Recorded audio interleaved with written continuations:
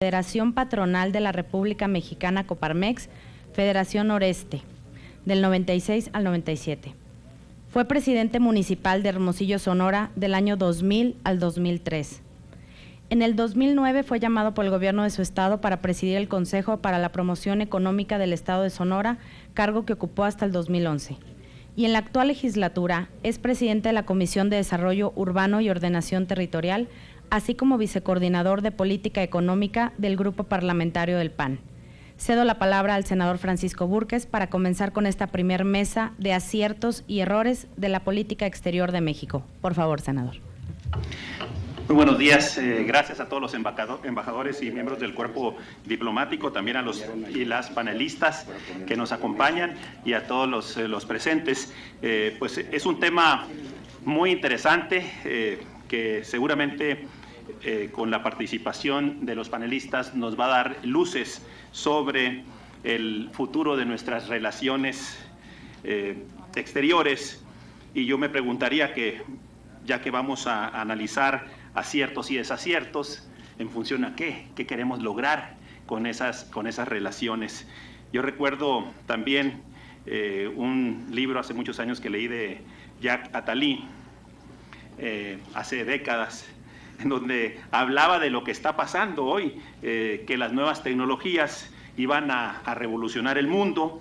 Hablaba del hombre, del ser humano nómada, y que pues las tecnologías iban a permitirle cada vez más pequeñas y que fueran con él, moverse por todas partes, menos apego al lugar, un mundo más diverso, y que se iban a ir consolidando los grandes bloques mundiales, regionales, iban a ir caminando hacia un proceso de integración. Pues ante todo este mundo que hoy estamos viviendo, pues las estrategias de relaciones exteriores son fundamentales para facilitar estos procesos naturales y lograr que pues el camino y la parte que nos toque a cada uno de los países, y en este caso a México, pues sea para bien. Y en este análisis para aciertos y errores de nuestra política exterior, pues le daremos en primer lugar la palabra al primer de nuestros panelistas, al senador Zoé Robledo, presidente de la Comisión de Biblioteca y Asuntos Editoriales.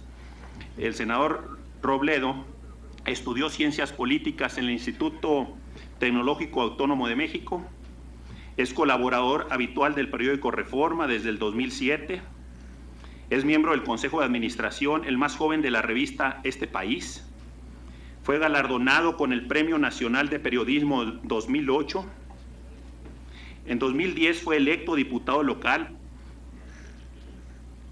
por la región Sierra Madre de Chiapas, fue electo presidente del Congreso muy joven en el estado de Chiapas, y en la actual es un activo legislador en el Senado de la República.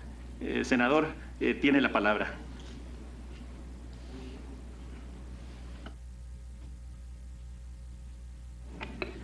Muchísimas gracias, senador Búrquez. Valenzuela, muy buenos días a todas y todos, es un gusto estar aquí. Muchas gracias al senador Hermosillo por la invitación, por la organización de este foro. Revisando a los ponentes, me queda claro que yo soy la cuota partidista para que se lograra una pluralidad, lo cual me da mucho gusto porque creo que cuando vayamos a hablar sobre retos y desafíos, aciertos y errores de la política exterior de México, necesitamos una visión pues muy plural de lo que se ha hecho bien, de lo que se ha hecho mal y cuál es el horizonte que se presente. De verdad es un gusto estar en esta mesa con expertos tan destacados en este tema. Gabriel Guerra Castellanos, que además por su raíz chiapaneca sabe que se le tiene un afecto muy especial. Por supuesto con el doctor Jorge Chabat, con Ana Paula Ordorica, con la doctora Ana María Salazar y con mi compañera Mariana Gómez del Campo. A mí me parece que nuestro país en este momento está justo en el filo de la navaja se me permiten esa expresión, entre ser un actor con responsabilidad global o seguir una pendiente distinta, débil y timorata, por lo menos ante la percepción pública o la percepción de los actores políticos. Me parece que es necesario replantear los objetivos a seguir, es necesario también definir qué medios se van a utilizar, evaluar cuáles han sido los resultados y aplicar mecanismos de verificación que confirmen la sintonía justamente entre esos objetivos y esos resultados. Durante los últimos 15 años, la Secretaría de Relaciones Exteriores construyó una política exterior a partir de boletines, muchos de ellos que solo expresan pues o recomendaciones o exhortos o sentidas preocupaciones sobre el acontecer internacional. Todo sin restarle que se hace de verdad con mucha cautela, de no herir susceptibilidades, de no demostrar preferencia por nadie o por nada. Me parece que la Cancillería ha confundido en muchos momentos en los que se debió de haber pronunciado la no intervención con la indiferencia. En palabras de Jesús Silva Herzog Márquez, la sacralización del acuerdo ha servido a este gobierno, refiriéndose a esta administración, para tapar su carencia fundamental. El consenso ha quedado como el único valor porque el proyecto, si es que alguna vez existió, se ha diluido. Esa es la cita de Chocho Silva. A mí me parece que la diplomacia mexicana debe de abrevar de los enormes aciertos que tuvo en el siglo pasado. Constituyó una herramienta eficaz para la construcción de una comunidad internacional que respetara la igualdad jurídica entre las naciones, motivada siempre por la convicción de que la libertad y la justicia son fundamentales para nuestro desarrollo. Y déjenme ejemplificar algunos de estos aciertos del siglo pasado y de los que creo que deberíamos de, repito, abrevar y tomar como lecciones. El 8 de septiembre de 1931, México fue invitado a participar dentro del Pacto de la Sociedad de las Naciones, después de que los representantes de Alemania, el Reino Unido, España, Francia, Italia y Japón presentaran a la Asamblea un proyecto de resolución para su anexión. A esa invitación, México, en las palabras de su primer representante, Emilio Portes Gil, aseguraba lo siguiente: México ingresa con ánimo levantado y sereno, persuadido de que su leal esfuerzo puede contribuir a facilitar la enorme tarea que la Sociedad de las Naciones se ha impuesto. Durante la vida institucional de la Sociedad de las Naciones, México jugó un papel histórico en la construcción de un régimen internacional que pudiera garantizar la seguridad colectiva de sus miembros sin menoscabo del principio de justicia. Tal fue el caso de la defensa del pueblo etíope frente a la invasión italiana. El representante de México en ese entonces, don Isidro Fabela, se opuso a los subterfugios que intentaron expulsar al Estado etíope de la Sociedad de las Naciones. ¿Por qué no seguir la cómoda política de las mayorías, la inercia del consenso, y hubiéramos dejado a Etiopía para que ella se defendiera sola o que se defendiera como pudiera? También lo pudieron haber hecho los mexicanos de aquel entonces. En palabras del subsecretario de Relaciones Exteriores, Ramón Beteta, México tenía una posición clara. La cita de Beteta es la siguiente: frente a las agresiones de los poderosos, la política de nuestro gobierno ha sido clara. Se ha colocado del lado de las víctimas. Todavía recuerdo las censuras que se hicieron a nuestro gobierno cuando en el caso de Etiopía protestó enérgicamente contra la conquista de este pueblo, llegando a sostener la necesidad de imponer sanciones más enérgicas al invasor.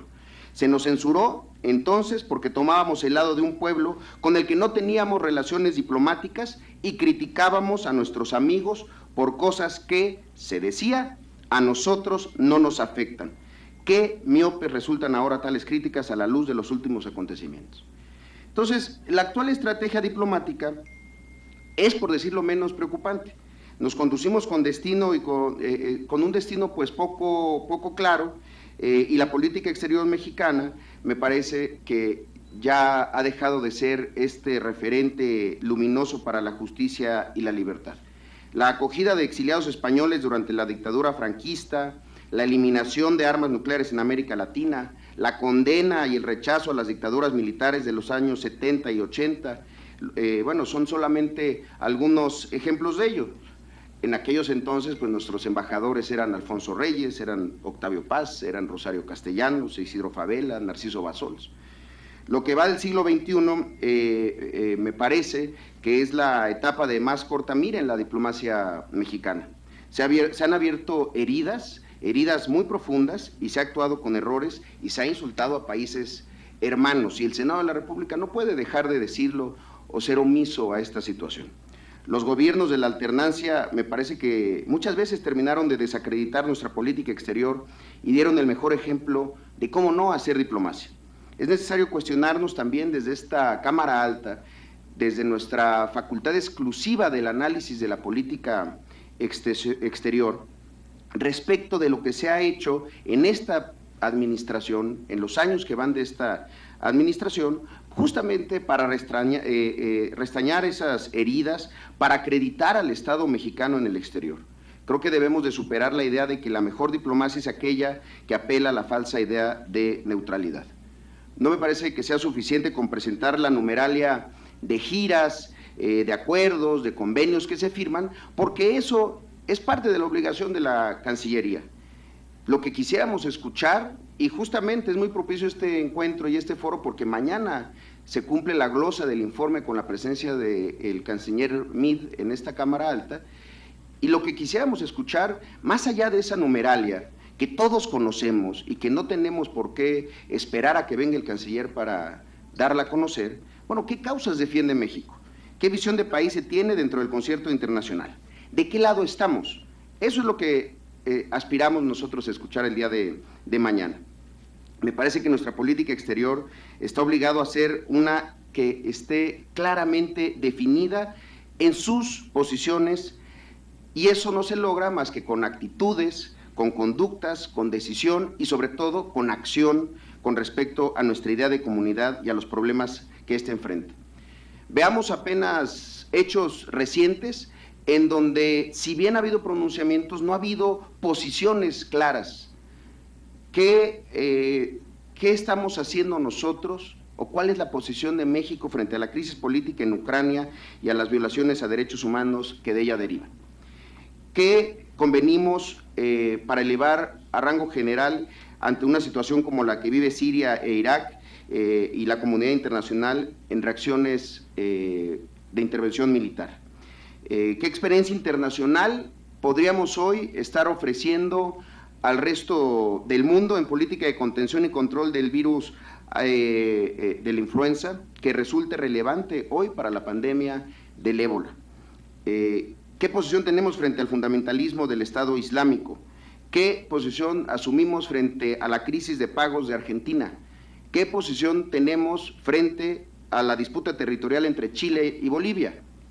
Nuestra política exterior refleja fielmente que no hay una política de Estado que defina estas posiciones. Me parece que la política exterior no puede ser la política de un gobierno, debe ser la política de un Estado. Porque de no ser así, corremos el grave riesgo que si en lo doméstico, en lo interior, se gobierna con ocurrencias y con desplantes, pues lo que vamos a tener en política exterior es una diplomacia de ocurrencias y de desplantes. Me parece que México debe de ejecutar al interior primero los principios que dice defender hacia afuera.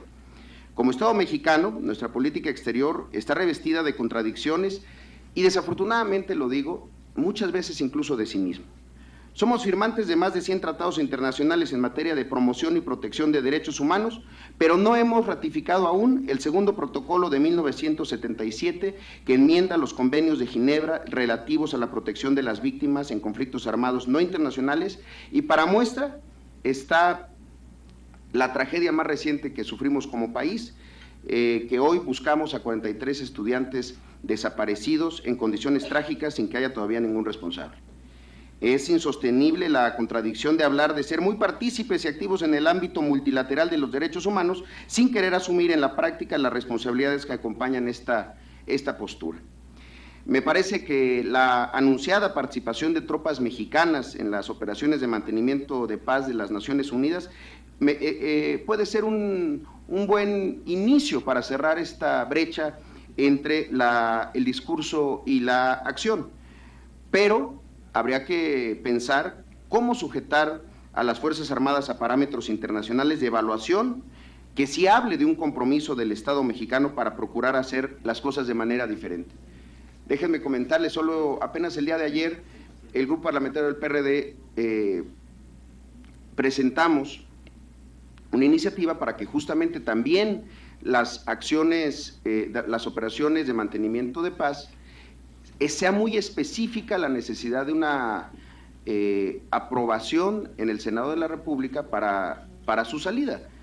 Son operaciones de paz en donde en los últimos años pues ha habido víctimas mortales, ha habido muertos, entonces no es una cosa tan sencilla que solo se pueda plantear en un discurso en la Asamblea General de las Naciones Unidas. En fin, simplemente para acabar, me parece que debemos de ser muy críticos, debemos de ser propositivos, pero no habrá forma de construir una política exterior diferente si no somos críticos y si no somos molestos incluso en esa crítica. Yo sí creo que la política exterior debe de ir más allá de comunicados y de boletines. Es acción política también, es acción política y debe de ser acción conjunta. Mi llamado es a que empecemos a asumir posiciones respecto a temas delicados de política internacional, a que empecemos a defender principios, a enarbolar causas y que asumamos definiciones. Y todos lo sabemos, las definiciones políticas dan rumbo, generan confianza, atraen aliados, pero también generan riesgos. Y esos riesgos hay que preverlos, medirlos y en todo caso, cuando sea la ocasión, pues pagarlos con el compromiso ético de defender siempre la integridad del ser humano. Una política exterior sin política, sin definiciones y sin compromisos ante la comunidad internacional traerá a la larga más costos para el país, para su imagen internacional y para sus proyectos de desarrollo. Me parece que hay mucho que corregir y me parece que hay urgencia para hacerlo. Muchísimas gracias. Gracias al senador Zoé Robledo. También hoy tuvimos la noticia de la muerte del paciente de Liberia por ébola, que estaba enfermo, y pues nos muestra también, pues está lamentable es eso, los grandes retos que también tenemos hoy en el mundo respecto a los temas de salud. El senador Robledo tiene una posición crítica, plantea retomar aciertos del pasado, justicia, libertad, definiciones políticas. Yo diría que también hace falta discutir prioridades, cuáles son las prioridades. Y para seguir adelante, tenemos la participación de la maestra Ana Paula Ordorica, especialista en temas de política nacional e internacional, licenciada en Relaciones Internacionales por el ITAM. Cuenta con estudios de maestría en Historia de la Universidad Iberoamericana. Escribe en columnas dos veces por semana en el diario Excelsior.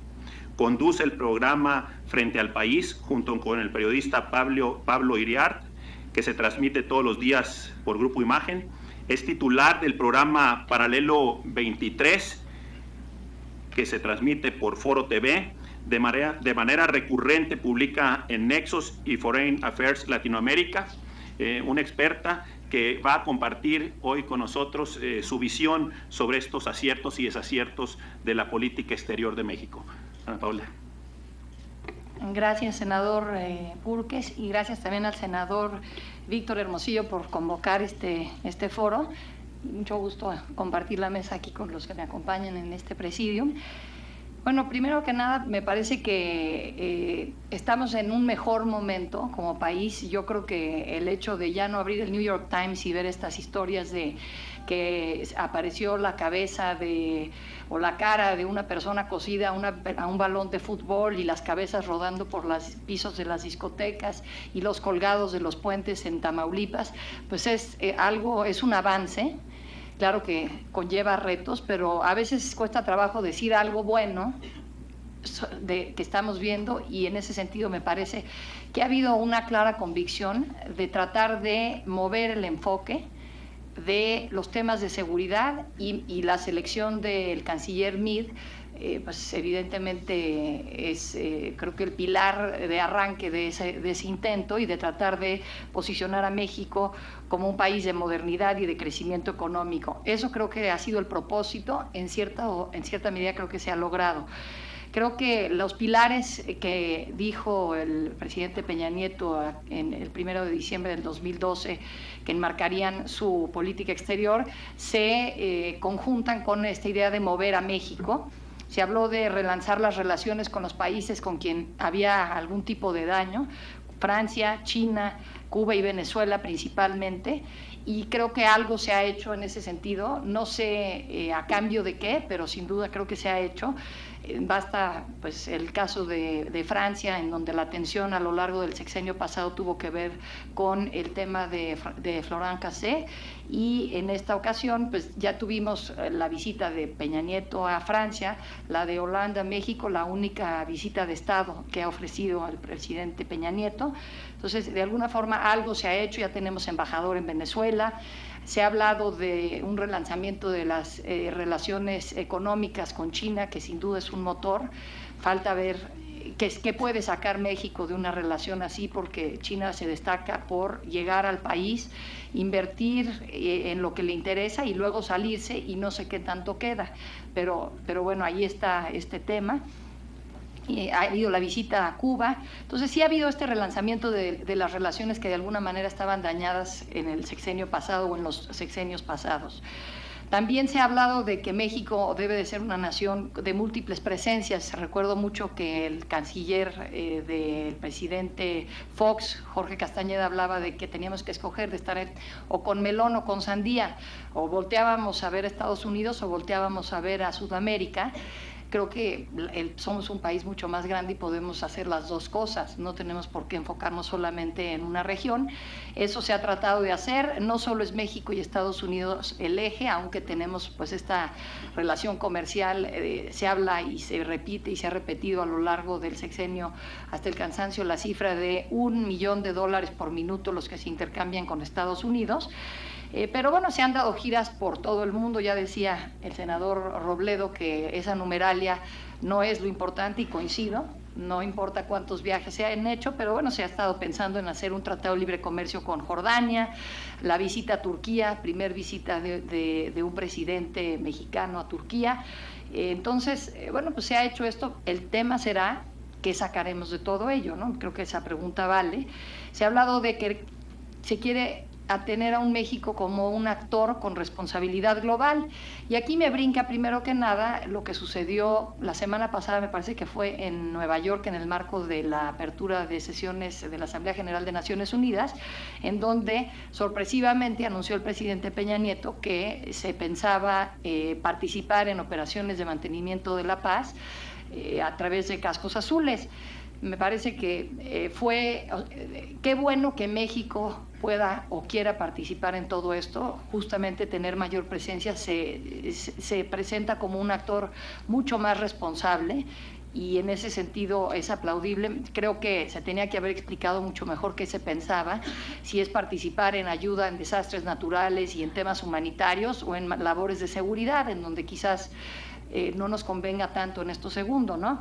Pero la pregunta es qué tan pensado estuvo este tema en el gobierno como una política dentro de la política exterior. Sí, la queja aquí en el Senado, en voz del senador Barbosa, del presidente, fue que a él no se le había comentado pues esta intención de participar en estas operaciones de mantenimiento de la paz. Si no se le comunicó al presidente del Senado, y el Senado es quien tendría que autorizar por tema constitucional la salida de estos cascos azules, pues entonces no sé en qué momento se pensó en hacer esto y qué tanto se tomó en cuenta las consecuencias en un momento en donde también la ONU está valorando el papel de los cascos azules, y bueno, evidentemente tienen que continuar, pues es un pilar de las operaciones de mantenimiento de la paz, es un pilar de la ONU, pero se está tratando de pensar si el esquema actual es el adecuado, porque son los países en vías de desarrollo los que envían tropas como cascos azules y los países desarrollados los que financian. Entonces los en vías de desarrollo dicen queremos más dinero para que las operaciones tengan más éxito, y los desarrollados que no envían casi tropas como cascos azules dicen bueno, nosotros ya damos una cantidad importante de dinero y ya no creemos que tenemos que dar más si no se demuestra que están teniendo mayores éxitos. Entonces, bueno, todo eso, no sé si el gobierno mexicano lo tomó en cuenta al momento de dar este anuncio de que queríamos participar con tropas de mantenimiento de la paz. Para redondear, yo diría lo bueno de la política exterior hasta ahora es esto, una mejor imagen de México en el mundo, de modernidad y crecimiento, aunque me parece que el borrón y cuenta nueva cuesta trabajo, como hoy lo demuestra y lo mencionaba el senador Zoe Robledo, el caso de Iguala y las protestas en las embajadas y consulados en el mundo por que aparezcan o se sepa qué ha sido de estos normalistas desaparecidos pues hace poco más de 10 días. Eso es lo bueno. Lo malo, la crisis de migrantes, sobre todo el tema de los niños no acompañados, eso es algo que me parece importante, y los reclamos de Human Rights Watch, la OEA y otros organismos internacionales ante reclamos de impunidad por las desapariciones en México, no nada más el caso de Iguala, las desapariciones. ¿Qué pasó con los desaparecidos del sexenio de Calderón? No se puede hacer un borrón y cuenta nueva porque entonces estamos hablando de impunidad. Lo pendiente, que México atraiga inversiones, sobre todo tomando en cuenta de nuevo el perfil de nuestro canciller, tomando en cuenta el énfasis que se le ha querido dar a las reformas estructurales. Entonces queremos ver más de esta parte, de mover a México en tema económico. Si esa era la intención, creo que como intención es buena. Ya han pasado 22, 23 meses del sexenio, ya tendría que haber mayor movimiento. Y otro pendiente, cómo capitalizar la presencia de los alrededor de 34 millones de mexicanos que están en Estados Unidos. Creo que ahí tenemos además el tiempo encima, porque entre más años pasan y menos pendientes estamos en México de dónde están, quiénes son, qué les inquieta, qué quieren buscar en Estados Unidos. Ellos se van desarraigando más del país en Estados Unidos y pues es una pena. Otras comunidades, se cita mucho la comunidad israelí en Estados Unidos, la fuerza que tiene. ¿Por qué no México, que somos vecinos y tenemos tantos más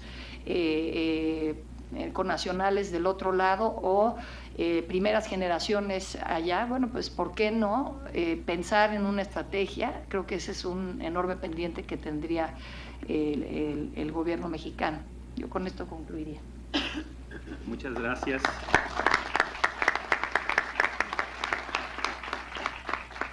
Ana Paula, y pues tú mencionas mover a México en el tema económico, y en este foro tendremos la oportunidad de esos cómo, ¿verdad? Porque a fin de cuentas, pues si analizamos nuestra historia y teniendo ventajas tan fuertes como la cercanía al mayor mercado del mundo, nuestra juventud y muchos otros, nuestros recursos naturales y petróleo, pues debemos de reconocer que el crecimiento que hemos tenido en los últimos 40 años, francamente, es muy por abajo del potencial, y pues ese tema es un tema que vale la pena bordar fino para ver esos cómo en ese tema, para que la política de relaciones exteriores verdaderamente pues mejore la calidad de vida de los integrantes de un país. También está con nosotros aquí en esta mañana la senadora Luz María Benistain. Ella es secretaria de la Comisión de Relaciones Exteriores, y bienvenida y gracias por acompañarnos, Luz María. ¿Perdón? El senador Ernesto Rufo también se encuentra con nosotros. Gracias por acompañar este foro organizado por el senador Hermosillo, a quien tanto apreciamos. Ahora tiene la palabra la participante, la senadora Mariana Gómez del Campo, presidenta de la Comisión de Relaciones Exteriores, América Latina y el Caribe, que cuenta aquí con una nutrida participación de embajadores de esta región. Es licenciada en Ciencias de la Comunicación de la Universidad Anáhuac del Norte, Cuenta con estudios en comunicación y marketing político por la Fundación Konrad Adenauer y estudios en Derecho Parlamentario por el Instituto Tecnológico Autónomo de México. Diputada local en el 2003, en el 2007 se convirtió en la primera mujer presidenta del Partido Acción Nacional del Distrito Federal. Diputada local y coordinadora del Grupo Parlamentario del PAN en la Asamblea Legislativa del Distrito Federal. En la actualidad, legisladora del Senado, preside la Comisión de Relaciones Exteriores de América Latina y el Caribe, como lo mencionamos. Pues muchas gracias, Mariana. Tienes la palabra. Muchísimas gracias, senador. Yo quiero primero, pues, agradecer el que pueda estar en esta mesa tan nutrida con grandes personalidades que han estudiado además por muchos años la política exterior de nuestro país. Y en especial quiero saludar a los embajadores de Brasil, de Panamá, de Chile, de Guatemala, de Perú, los de la región que me corresponde. Bienvenidos a este Senado de la República. Y por supuesto agradecer y reconozco además la labor del senador Víctor Hermosillo para organizar este foro sobre política exterior. Quiero decirles que lo hizo con mucho entusiasmo desde hace ya varios meses, lleva organizándolo y bueno, aquí está la respuesta. Felicidades, senador. Primero quisiera decirles que cuánto nos hace reflexionar la pregunta sobre los aciertos y errores de la política exterior de México. Qué momento más oportuno el que podamos hacernos esta pregunta previo a la comparecencia del secretario de Relaciones Exteriores. Cabe distinguir que por un lado el componente dogmático de nuestra política exterior pues ha sido excepcional, tenemos principios de política perfectamente claros, lo que nos ha hecho falta es la ejecución de esta política exterior. Indiscutiblemente el más importante acierto histórico ha sido la política mexicana de no proliferación de armas nucleares y la firma del Tratado de Tlatelolco. Muestra de ello pues ha sido una intensa diplomacia mexicana que logró una zona libre de armas nucleares en América Latina y el Caribe. Primero me gustaría hacer un recuento muy rápido del sexenio de Vicente Fox, posteriormente de Felipe Calderón, y en dónde nos encontramos. Trataré de hacer un resumen muy claro. Primero, pues el gobierno del presidente Fox llega al poder con intenciones de hacer las cosas distintas, muchas expectativas a nivel internacional. Parecía en un principio que se lograría, por ejemplo, la tan anhelada reforma migratoria por la buena relación que existía entre el presidente Fox y el presidente Bush. Parecía que este sueño se iba a lograr en el sexenio de Fox. No fue así. No contábamos que un año después pues ocurriría el atentado del 11 de septiembre y todo cambió. Quiero decir también que dentro de la administración de Vicente Fox, bueno, pues se tuvo una participación de México en foros multilaterales o apertura en materia de derechos humanos, algo hasta ese momento pues poco visto.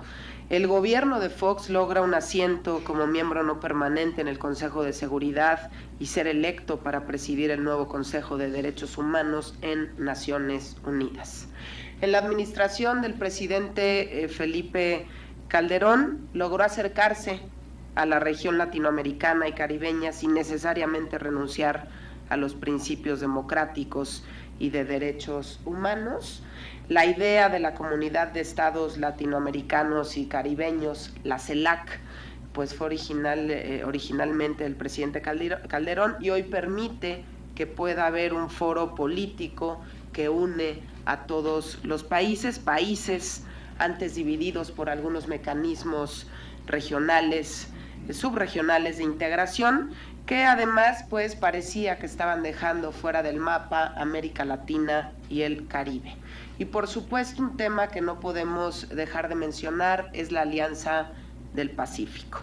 Es otro acierto claro en esta administración. Más allá de la integración comercial, promueve que nuestros mercados financieros funcionen de manera integrada. En la Alianza del Pacífico, pues representa la 7ª potencia exportadora del mundo, aglomera a 214 millones de consumidores, así como también el 37% del PIB de la región, el 50% del comercio, recibe el 41% de la inversión extranjera directa de América Latina y el Caribe. Además, también en la parte legislativa tenemos un papel muy activo los legisladores de estos 4 países, porque nos reunimos periódicamente para ayudar a través de instrumentos legislativos a que haya una mejor ejecución de la Alianza del Pacífico.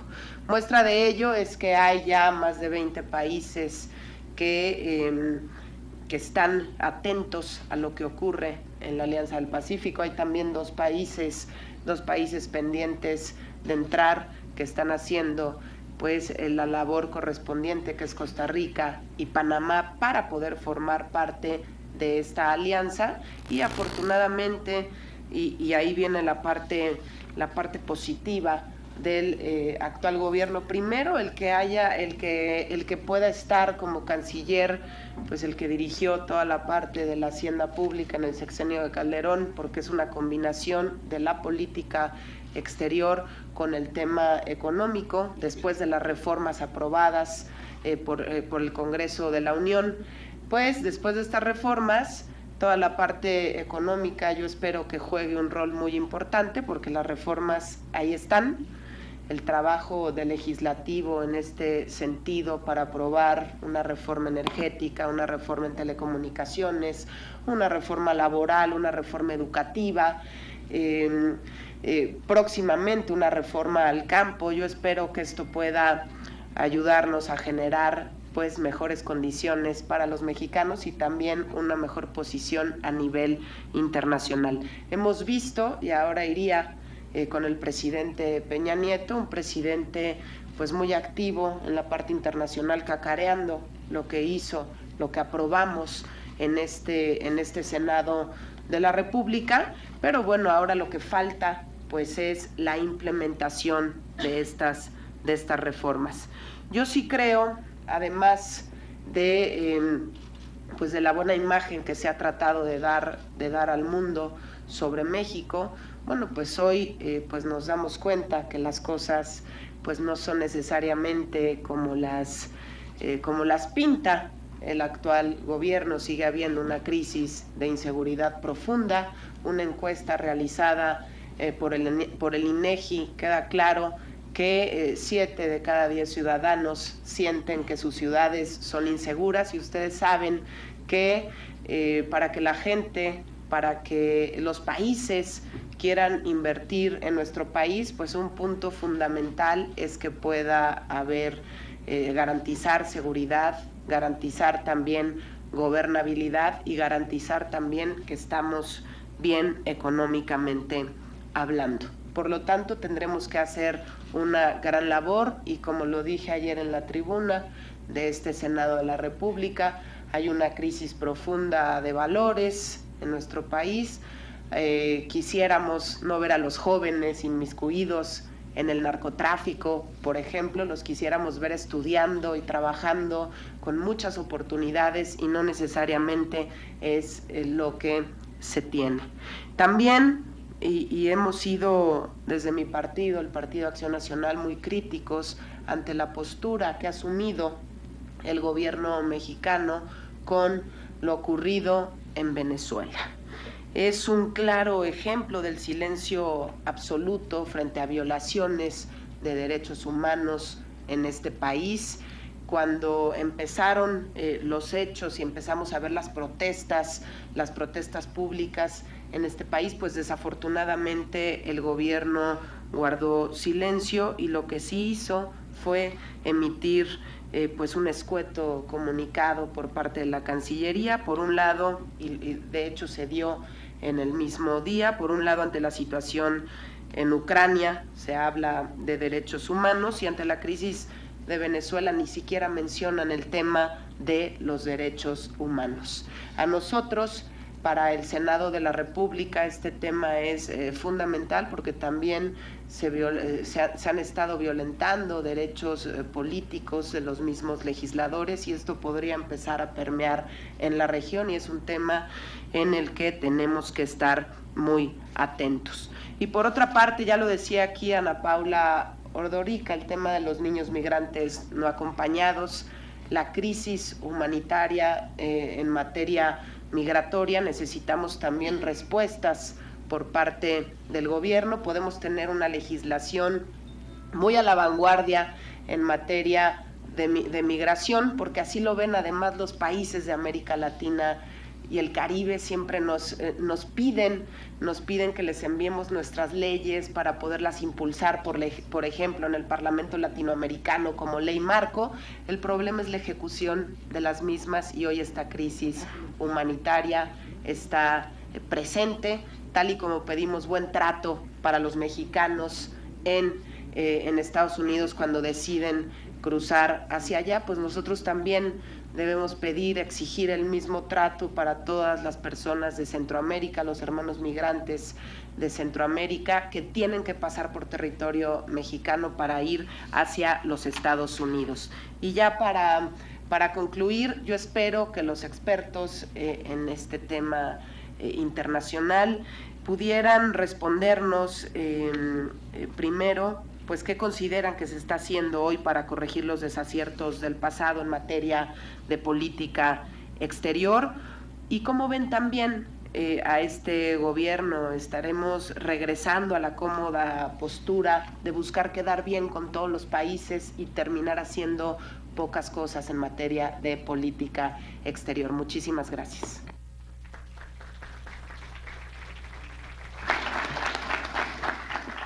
Gracias, Mariana.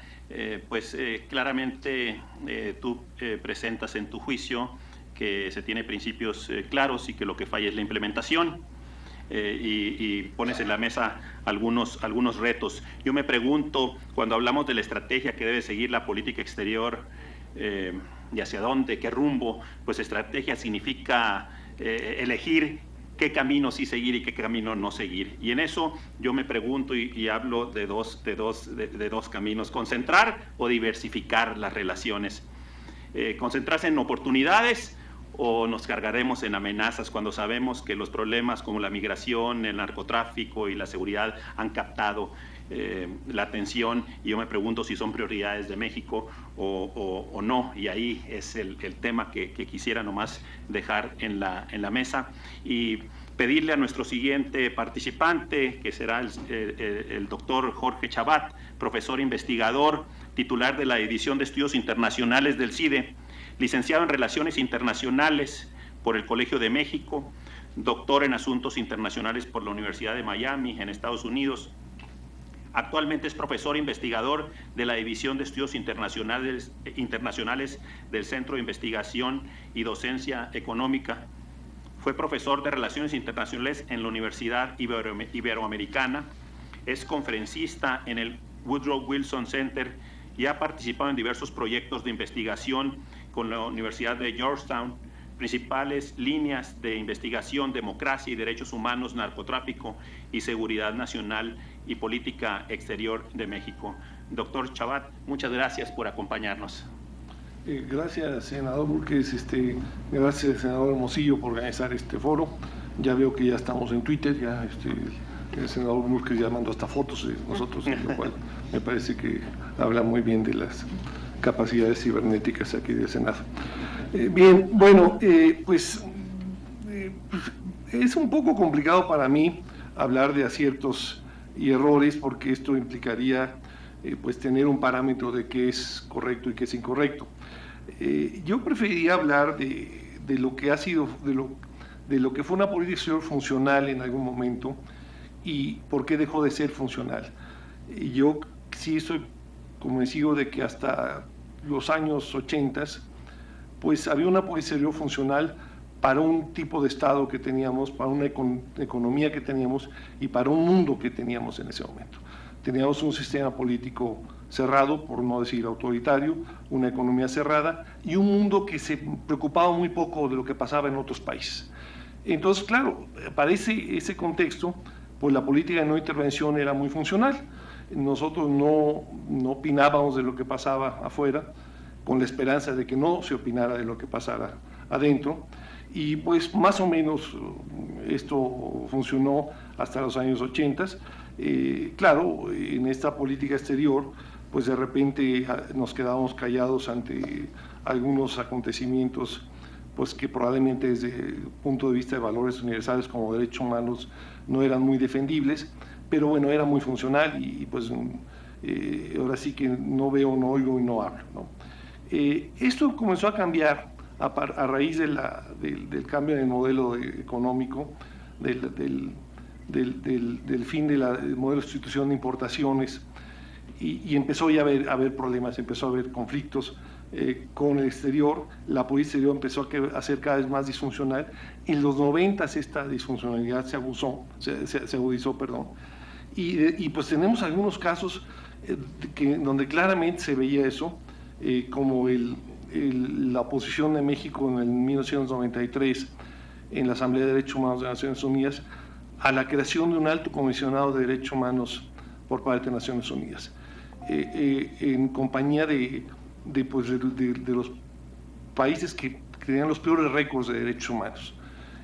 No quiero mencionar ninguno porque no sé de quién hay embajadores aquí, entonces mejor no digo nombres, pero era una política exterior que yo he llamado osada, por los osos que hacíamos en los foros internacionales, ahí al lado de los peores dictaduras, ¿no? En fin, todavía en el 94 el gobierno mexicano se resistía a esto y se opuso a la presencia de observadores internacionales hasta que ya no pudo ponerse más, ¿no? Digamos, todo el sexenio de Salinas era la retórica de que el único juez de la democracia mexicana es el pueblo mexicano y que no nos van a venir a decir cómo hacemos elecciones. Al final se aceptaron, porque bueno, claramente era una política que empezaba a ser insostenible, ¿no? Y en ese sentido sí tuvimos una serie de cambios en los 90 que van en esa dirección. Esto se continúa en los gobiernos de la transición, incluso se acepta la presencia de un alto comisionado de Naciones Unidas, una oficina aquí en México, finalmente. Hay momentos importantes, yo creo, como la extradición de Ángel Miguel Cabal, un conocido torturador en Argentina que se envía a España el juez Garzón, y estaba desde luego la tensión de qué tanto debemos pronunciarnos en ciertos temas a riesgo de tener conflicto o no, y yo creo que es una tensión permanente. O sea, por un lado hay quienes piensan que la política exterior debe ser para quedar bien con todos, o sea, la política de la monedita de oro, que debemos ser monedita de oro y quedar bien con todo el mundo, y hay quienes dicen, bueno, no podemos quedar bien con todo el mundo y tenemos que tener prioridades. Yo creo que cada vez es más difícil quedar bien con todo el mundo, y sí hay que tener prioridades. Lo que yo percibo es que todavía no acabamos de ponernos de acuerdo muy bien en cuáles son estas prioridades. Todavía no acabamos de definir exactamente qué queremos con Estados Unidos, aunque sí creo que las definiciones empiezan a ser cada vez más claras, y en la medida en que eso ocurra vamos a tener una política exterior más definida. Por eso es muy difícil tener una política exterior de Estado, como plantea el senador Robledo, porque todavía no nos ponemos de acuerdo. Hay quienes piensan que todavía que debemos romper relaciones con Estados Unidos, en fin, algo que me parece simplemente pues producto de alguna pesadilla o de alguna, en fin, algunos comida mal digerida en la noche, pero hay quienes piensan que nos debemos ya integrar a Estados Unidos. Bueno, estas posiciones están ahí presentes y se reflejan en el resto de la agenda, ¿no? Ahora, sí creo que ha habido algunos casos de disfuncionalidad muy evidentes que reflejan que no se ha entendido bien el momento en que estamos. El acuerdo migratorio sonaba muy bien con Fox, sonaba muy bien con Calderón, pero la verdad nunca tuvo posibilidades para decirlo. Y seguir insistiendo en eso nos provocaba más conflictos con Estados Unidos, y era además partir del supuesto de que el problema de la migración es un problema de Estados Unidos cuando realmente es de nosotros. Si no resolvemos nosotros la situación del país, pues no podemos esperar que Estados Unidos resuelva el problema de la migración. Sí debe tratar mejor a los migrantes, pero claramente los migrantes se van de México y de otros países porque los países no funcionan, esa es la realidad. Y si esto no lo resolvemos en algún momento, pues no va a haber quien nos resuelva. Nuestros problemas los tenemos que resolver nosotros, ¿no? Por otro lado, sí creo que hay una tradición de multilateralismo, que esa sí es muy rescatable, ¿no? Que no se pronunciaba siempre en todos los temas, sobre todo los temas espinosos.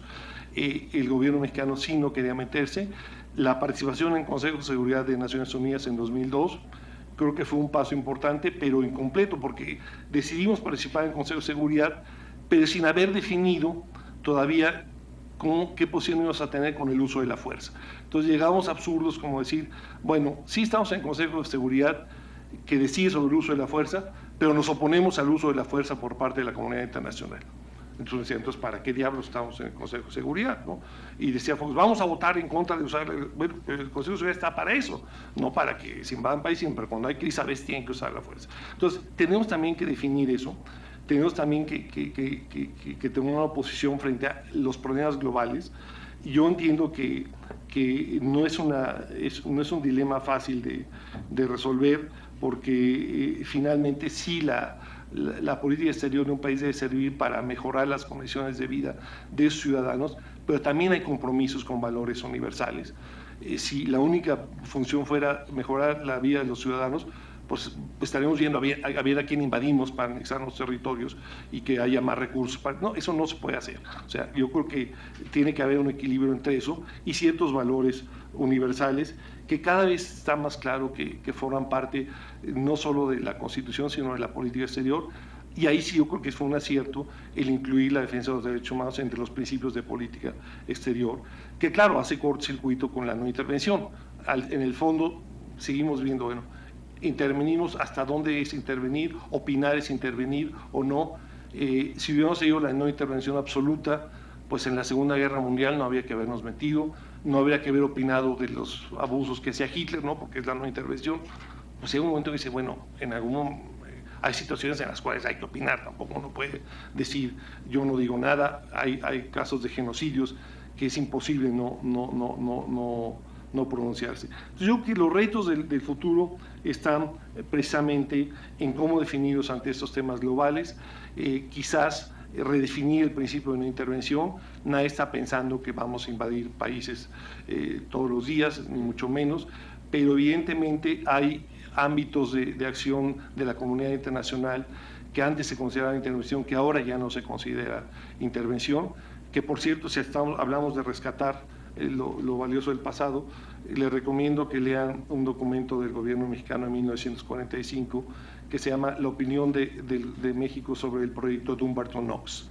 En ese documento, publicado por la Secretaría de Relaciones Exteriores, que es casi ahora clandestino porque no se encuentra, pues México planteaba, entre otras cosas, que no se podía dejar al arbitrio de los estados el problema del respeto de los derechos humanos, sino que tenía que haber un organismo internacional que vigilara el cumplimiento de los derechos humanos. Un año después el gobierno mexicano metió reversa y volvimos a las posiciones tradicionales de que el respeto al abuso de derecho humano ajeno es la paz, y que bueno, ciertamente podríamos haber superado ya. Bueno, entonces sí creo que estamos en un momento de definición, y el futuro yo lo veo hacia un mayor globalismo, hacia un mayor compromiso con valores universales. Yo creo que la participación de México en fuerzas de mantenimiento de paz apunta en esa dirección. Y bueno, esto seguramente va a ser reformular algunos de los conceptos tradicionales, como la no intervención definida hace un siglo por el presidente Carranza en condiciones muy diferentes de las que tenemos ahora, y pues seguramente pues vamos a tener redefiniciones que ya están ocurriendo independientemente de quién esté en el gobierno, y pues desde ese punto de vista pues habrá que esperar lo que hace el gobierno de Peña Nieto y los que vienen, pero sí creo que la historia se mueve lentamente, y esa hace una mayor integración con estos valores universales y un mayor compromiso con el entorno global que tenemos.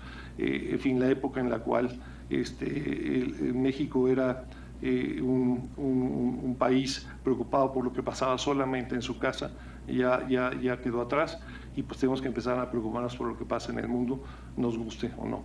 Ya me dijeron que ya se me acabó el tiempo. Muchas gracias. Dale.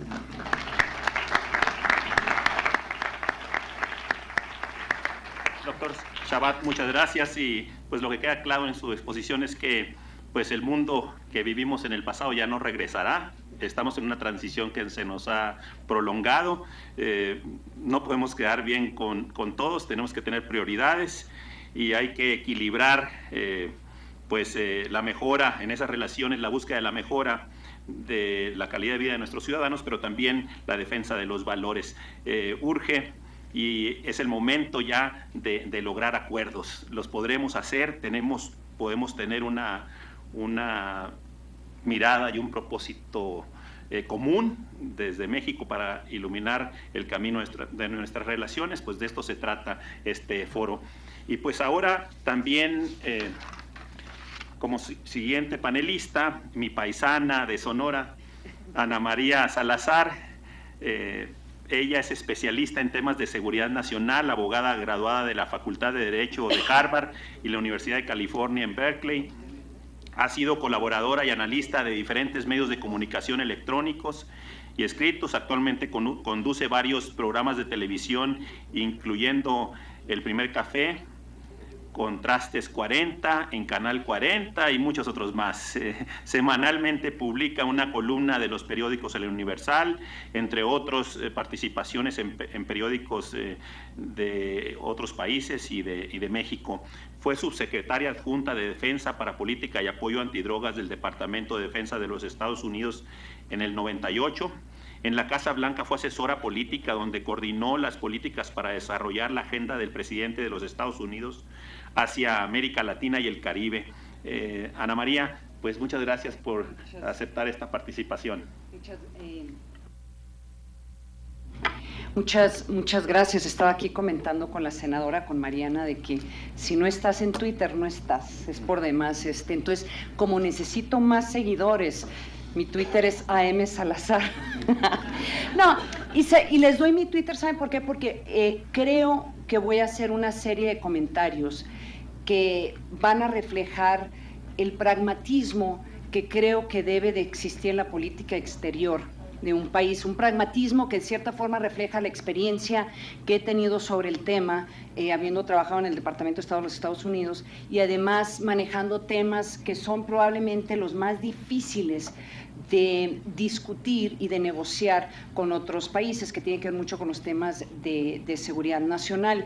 Y creo que en cierta forma, y qué bueno que está con nosotros aquí Gabriel Guerra, que también fue diplomático, es la experiencia de tener que defender los intereses de un país en una mesa de negociación, te da una visión muy diferente, o por lo menos mucho más pragmática de lo que debe de ser la política exterior y lo difícil que es promover una política exterior de un país. ¿Por qué es tan difícil? Porque muchas veces, y lo he escuchado en algunos de los comentarios, a veces achacamos o le echamos la culpa a la falla de una estrategia de política exterior, lo que debería de considerarse una falla a la estrategia doméstica, o sea, la estrategia interna de un país. Entonces sí, como comentó Jorge, el ver hacia Estados Unidos y decir Estados Unidos maltratas a tus migrantes es no reconocer por qué tantos mexicanos se tuvieron que ir de México, ¿sí? El enojarse con Estados Unidos o con los europeos sobre algunos problemas que hay en la política económica o comercial, comercio internacional, es a veces no reconocer las fallas que ha habido en México en no poder promover una política industrial o una política económica que asegurara que las empresas mexicanas o que la industria mexicana fuera lo suficientemente competitivo para poder sobrevivir lo que se está viviendo en este momento, que es la globalización. Creo que también parte de la dificultad de hablar sobre la política exterior mexicana es que está viviendo una profunda transformación. Todavía se habla de la política exterior del siglo pasado, cuando en muchas instancias ese mundo ya no existe, ya no tenemos el mundo de la Guerra Fría, ya no tenemos el mundo donde los mercados tendían a ser cerrados, ya no tenemos ese mundo en donde las guerras se definían por los tamaños de tus ejércitos, ya no tenemos ese mundo en donde la globalización, yo diría, está afectando casi cualquier aspecto de la vida diaria de nuestros ciudadanos. Entonces, esta transición que está viviendo la política exterior de México, de una forma u otra se ve reflejado en lo que algunos critican, que es desordenado o que no tienen una posición pública.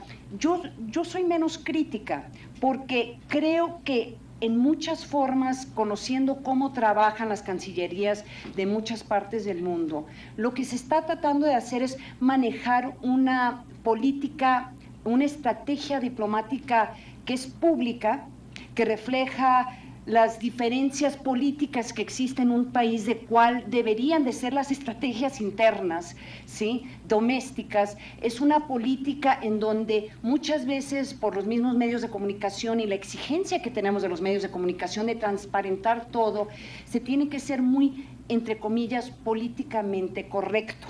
Y muchas veces no se quiere hablar en estas discusiones diplomáticas en una forma pública de aquellos temas que son fundamentales para la existencia del Estado, aquellos temas que de una forma u otra reflejan los intereses estratégicos de un país, que de no atenderlos de una forma u otra podría resultar en la muerte de muchas personas, podría resultar en un cambio dramático en la calidad de vida de los ciudadanos, porque son temas muy difíciles. Y parte de lo que les quiero poner sobre la mesa, que en una forma u otra tiene que ver como una agenda, la agenda política de relaciones exteriores, y luego la agenda pragmática, la agenda que más allá de los gobiernos, más allá de las posiciones que se tengan, a las diferencias que se tengan internas, más allá de quién esté gobernando, tiene que haber, y generalmente hay 5 o 6 temas que tienen que recibir prioridad y que tienen que ponerse a un lado de la agenda política. Y ahorita les voy a sugerir cuáles deberían de hacer esos temas. Pero cuando se pregunta, bueno, ¿qué representa la política exterior de México? Eso yo creo que es una buena pregunta. Yo les puedo comentar en términos pragmáticos lo que debería de representar. Debería de representar una política que defiende los intereses del Estado mexicano y de sus ciudadanos. Eso es. Y cuando se empieza a hablar de causas en el exterior o se empieza a hablar, está bien. Esa es parte de la agenda política, ¿sí? Si México decide criticar a otro país por sus violaciones a los derechos humanos, a mí me parece correcto, siempre y cuando se reconozca que es como una estrategia interna de poder cambiar la política interna hacia los derechos humanos. Porque hay una cosa muy curiosa, y yo creo que ahí también se confunde mucho. La política exterior, o sea, lo que hace México en el exterior o lo que hace Estados Unidos en el exterior, muchas veces es una estrategia de los gobiernos para poder cambiar la política interior. Entonces, el hecho de que México firmó todos estos tratados de derechos humanos que tienen superioridad jurídica, aunque la Constitución mexicana, ¿qué nos está diciendo? Que de una forma u otra se hizo una decisión de que probablemente la única forma de poder promover o mejor proteger los derechos humanos en México es firmando esos tratados hacia el exterior, ¿sí?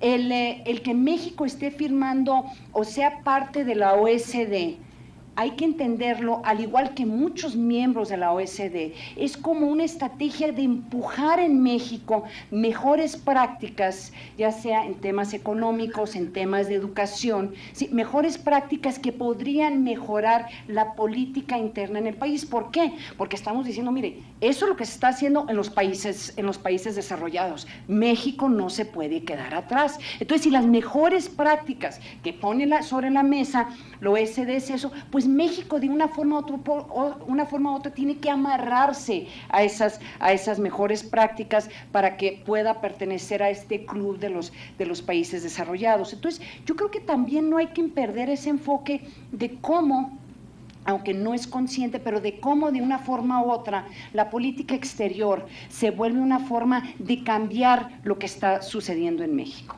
Ahora, cuando veo, y voy a hablar sobre la relación bilateral Estados Unidos y México, porque hay componentes que lo hace diferente de lo que podría ser la estrategia de México hacia otras partes del mundo, y es probablemente la parte que mejor conozco. Cuando uno ve cuáles han sido los pronunciamientos del gobierno o la posición que ha tomado el gobierno de México en su política exterior, yo sí tengo bastante claridad. Y tal vez porque me puse a leer el programa de desarrollo, me puse a analizar cuáles eran los perfiles de las personas que nombraron en la Secretaría de Relaciones Exteriores, y claramente esta administración decidió que el enfoque de la política exterior de México debería ser mucho más enfocado, por lo menos del trabajo que hace Relaciones Exteriores, en los temas económicos. Y yo creo que en ese sentido, por lo menos lo que lleva la administración, han sido relativamente exitosos en promover eso. Y yo creo que hay que felicitarlos, especialmente considerando la imagen del secretario y lo que se buscó hacer en esta administración, que era marcar unas pautas diferentes de lo que sucedió en la administración anterior.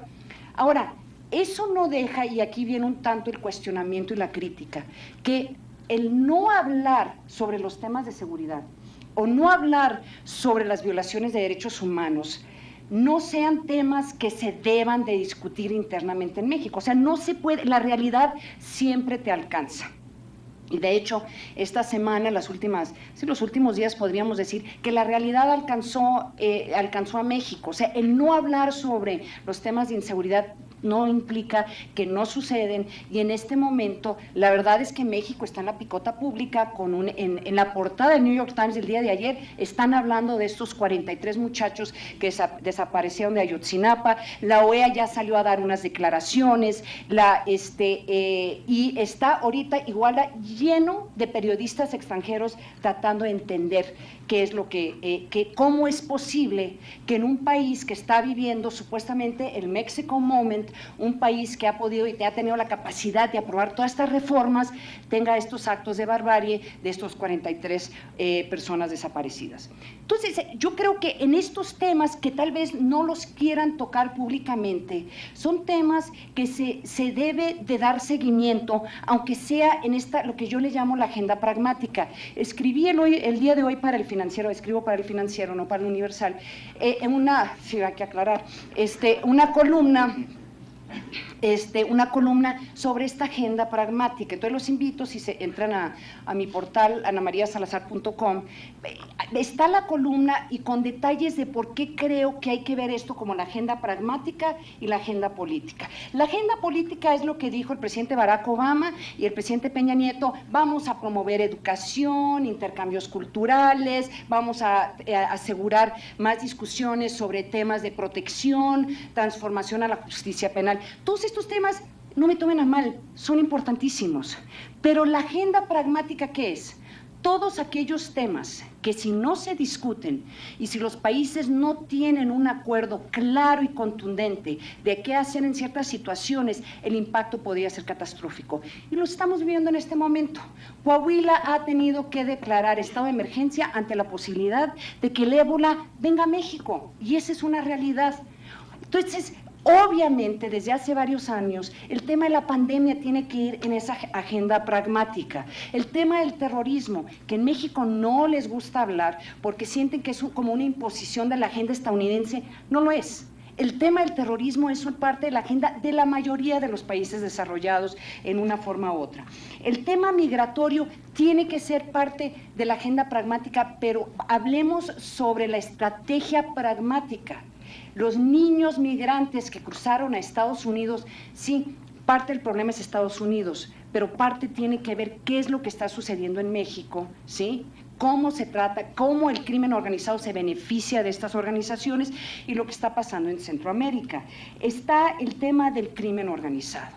Por ejemplo, yo en este momento, viendo lo que pasó en Ayotzinapa, estaría diciéndole a Estados Unidos, como esta es una prioridad de nuestra agenda pragmática, en este momento Estados Unidos, el gobierno de México te pide que nos des toda la información que tengas sobre Guerreros Unidos, que detengas a cualquier persona a ver cómo le haces en Estados Unidos que les da armas, que le están comprando las drogas, cualquier conexión que tengan con el exterior tiene que ser prioridad para la relación bilateral en este momento, por lo que ha significado la violencia regional, lo que representa en el estado de Guerrero. Entonces son los temas duros, complicados de seguridad nacional que yo metería en la agenda pragmática y un poco cuestionando aquí, preguntando el papel del Senado en todo esto. O sea, porque muchas veces yo los veo que están hablando de la agenda política y está bien, o sea, yo creo que sí hay que cuestionar, pero hay parte de esa agenda pragmática que solamente el Senado, de su papel como de supervisar, de cuestionar y de darle seguimiento a la política exterior, debería de estar. ¿Cuál es? Yo no sé cómo no han hecho o han llamado a salud para decir, ¿estamos preparados para lo que viene del ébola? Ya lo tenemos a un lado. Yo no sé si por qué no han hecho ya un llamado para poder, y más allá de la parte diplomática, porque muchas veces estos temas no solamente es de la diplomacia, de relaciones exteriores, sino tiene que ver con salud, tiene que ver con el CISEN, tiene que ver con gobernación, tiene que ver con otros aspectos del gobierno que muchas veces no se reconoce que juegan un papel fundamental en la política exterior de un país. Entonces, un poco el papel, yo veo el papel del Senado, y es un papel que se juega en muchas partes, es ir cuestionando la agenda política, no solamente con Estados Unidos, sino otros países, pero la agenda pragmática. Aquellos temas que verdaderamente nos están diciendo dos cosas. Uno, si no hay claridad de cómo manejarlos, va a afectar a muchísima gente. Y dos, nos están diciendo algo fundamental, que en estos temas no hay fronteras. Muchas gracias.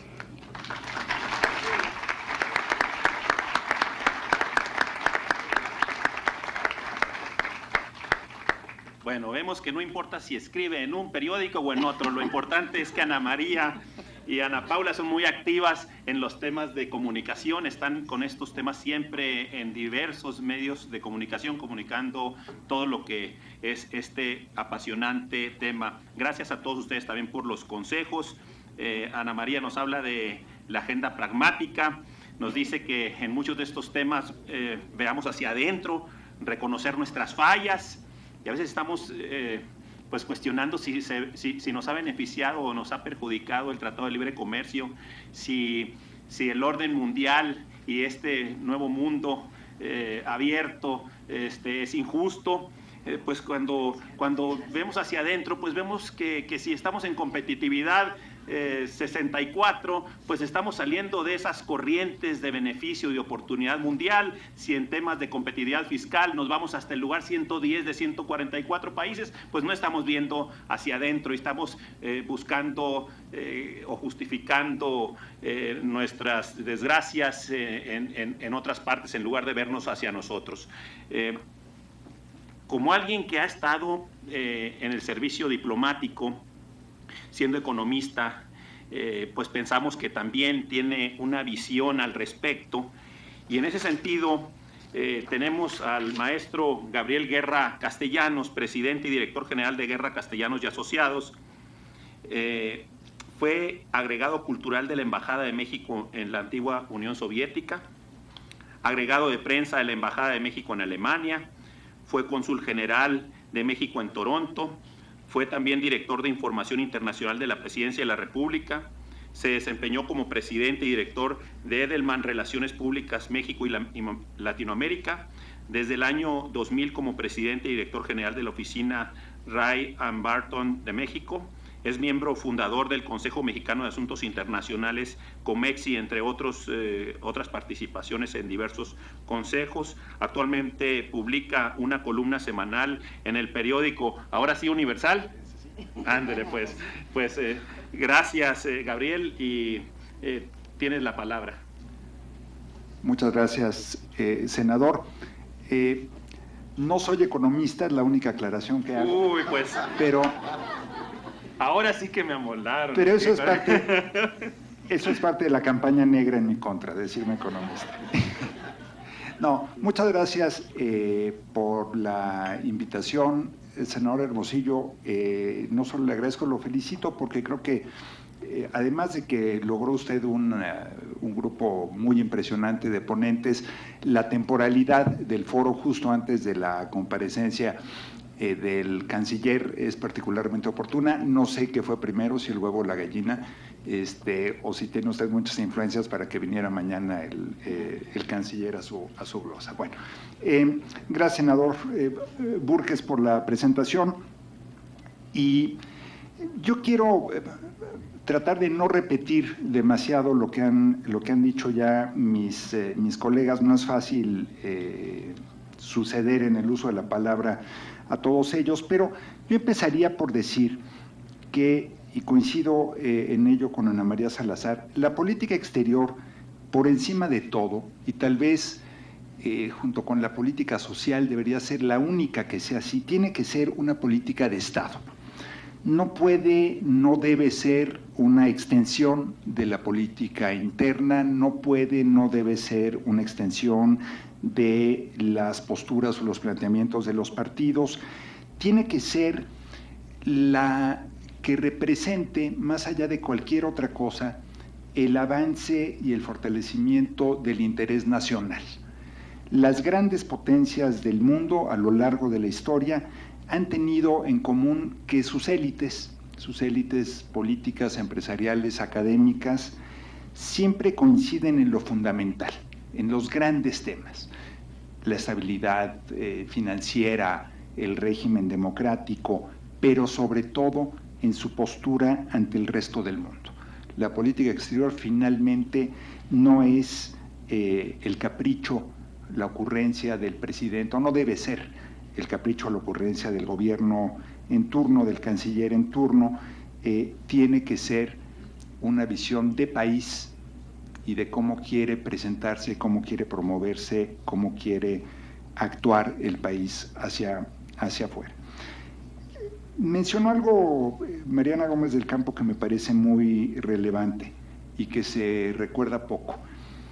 Esta es la primera vez que yo recuerdo que un secretario de Estado de los 3 o 4 principales repite en el cargo, y no solo repite en el cargo, en el gabinete, perdón, sino que lo hace con gobiernos de 2 sellos partidistas distintos. Que el secretario de Hacienda del gobierno de Felipe Calderón sea hoy el canciller del gobierno de Enrique Peña, habla precisamente de esto, de la importancia de que las grandes políticas nacionales sean transeccionales. Pinta, y habla bien, por supuesto, el canciller, habla mejor de los 2 presidentes que lo escogieron para que colaborara con ellos. La política exterior creo que debe ser 3 cosas. Tiene que ser, ante todo, protección de los intereses nacionales, protección de los mexicanos en el exterior. Un país como México, que tiene, dependiendo de cómo lo contemos, entre 13 y 30 millones de mexicanos viviendo fuera, dependiendo de qué criterio apliquemos para contar, no puede olvidar que esa es su gran y principal prioridad: defender a los mexicanos en el exterior. El segundo punto, yo lo llamo las 3 P's, es la promoción.